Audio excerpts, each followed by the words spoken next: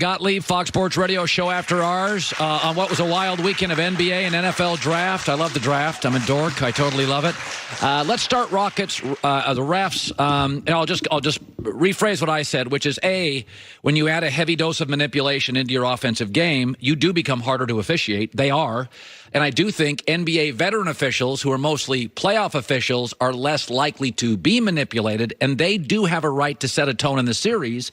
And I do think the ref said yesterday, we're going to scale back on the manipulation a little. It's not like Harden didn't get to the line, 14 hit 13. But I wasn't bothered by what I saw yesterday. I was bothered by the fact it was hard to watch basketball because every time anyone goes up for a jump shot, they're trying to draw a foul. Yeah. I heard Reggie Miller on the Dan Patrick Show, and he's blaming World Be Free for this. Reggie, you ruined the game. You ruined it, okay? It's unwatchable.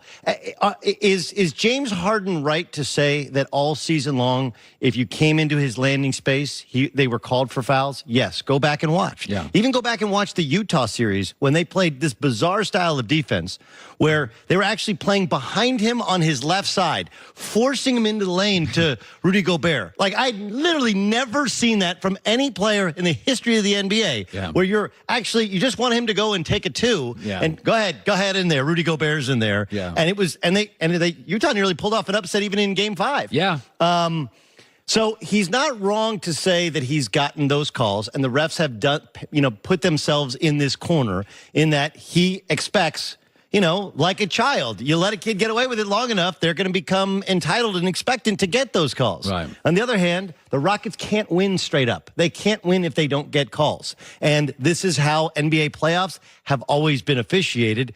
And by the way, he did get some calls, and they're challenging some of the Golden State Warriors shots as well. So I thought it was a hard watch. I think Reggie Miller's ruined basketball. I think you have to go up straight, land straight, and if you do, I think they're going to call more fouls. Remember, Game 2 is a completely different officiating crew, and the complaining generally works. He's going to get a couple of these calls, but I don't think they can win the series because you can only win the series if you get calls. It's really interesting is if, I like what you said there at the end. I never heard that before.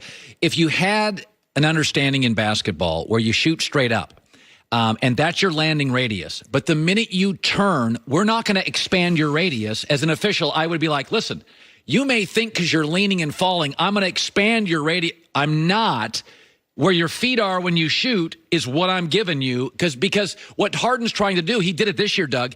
He became falling Harden. Yeah. So he added a layer of manipulation. And I do think, Doug, refs struggled with it all year. I think they really did. No, and the flopping every time and the throwing your head back every time you're driving, it becomes really hard. In real time, it's hard to know. Yes. Did he get hit? Did he not get hit? You almost have to find a way to be extra punitive.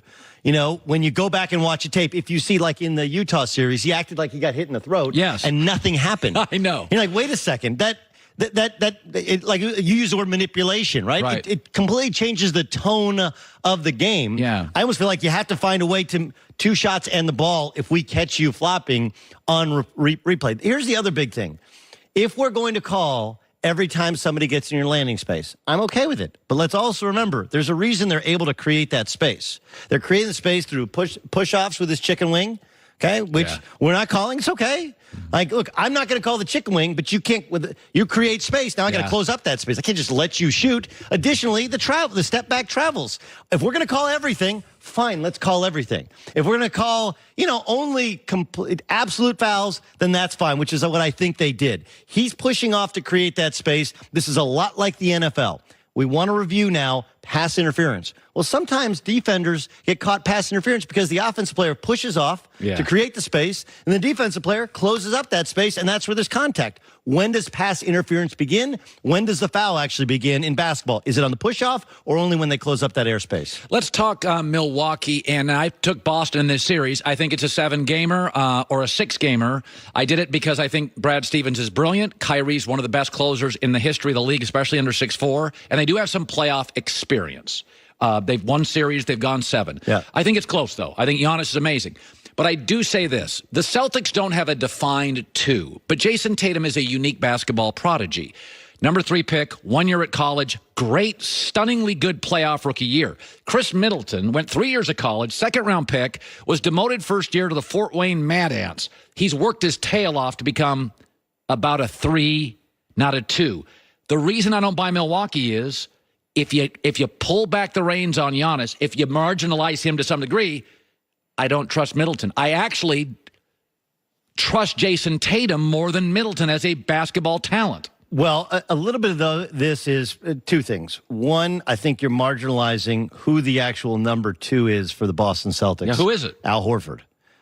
Because it doesn't show up in the stat column, right? There's a reason that they won 2 national championships in college. Yeah. There's a reason that they're able to do such a good job against Giannis. It's not just the like-sized defenders, which is how this team is built, right? Yeah. This team is built for a KD-type player, for a Giannis Antetokounmpo type of player, where they have multiple guys bodies that they can put on him. Yeah. Much like people used to defend LeBron James. Yes. Same size guy, really hard to, you can't do it with just one guy. You got to have a bunch of different guys. But Al Horford is so good at all the little things. Yeah. He can make just enough shots so that your center has to guard him to NBA three-point range. Yeah. He can score just enough in the post where you can't get caught up in a bad mismatch in the low post. He can defend just well enough on Giannis and on guards on switches. He's remarkable. I actually think he's your second best player. Yeah. And then you point out that Brad Stevens has stepped up his game. Brad Stevens was not great with this team in the egos and the personalities and the fighting over minutes during the regular season. Now, you take Marcus Smart away, so that creates more minutes for everybody, more happiness. And then now it becomes about matchups and creating mismatches, which is where Brad is the best in the business. So I think we're underselling Al Horford, and we don't realize the brilliance of Brad Stevens. And then the last thing is, this is a lot like the Harden discussion. The regular season is different than the postseason. Has been forever. It has been forever. So let's forget about the fact that the Bucks had the best record in the regular season. Basketball just becomes different. Yeah. No, I mean, they call it the second season. It's a different year. It's okay.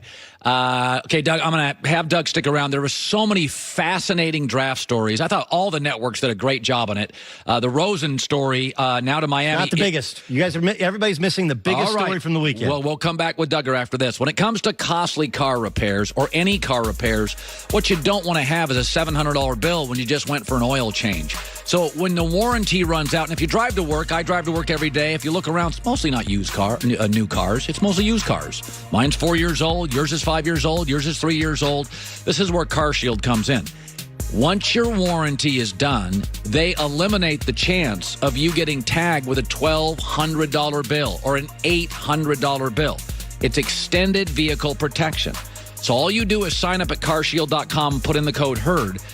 They give you a free rental car, 24/7 roadside assistance, both for free. Okay, they paid out almost $2 billion in claims, and they're ready to help you. Go to carshield.com, like I said, code HERD. A deductible may apply. They also have a new toll-free number. I'm going to give it to you a couple times. 800 cars.